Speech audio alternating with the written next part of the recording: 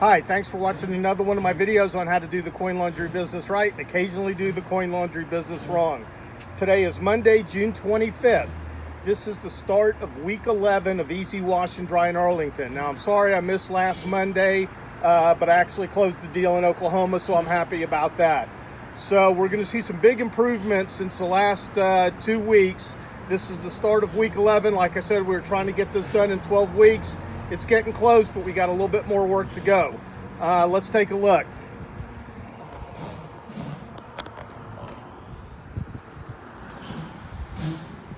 All right, as you can see, the facade has come a long way. They're getting all that put up across the front.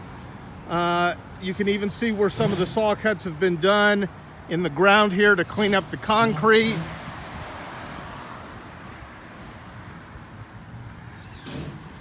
This has all been covered up, the plumbing out to the drain, that cut that was out there before for the water we need for the irrigation.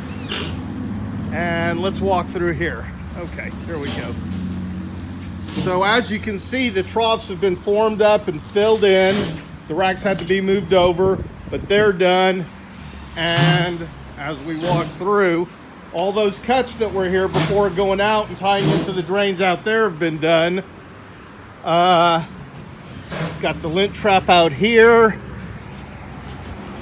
Good thing is, gas meter is in and done. And the water is running, we know that too. So let's take a look inside and see the upgrades. Still working on the water closets. This is for the dryers.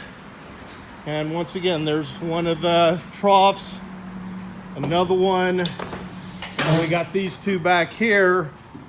And then it's kind of dark back here, but the plumbing is set up for the two high efficiency water heaters going in there.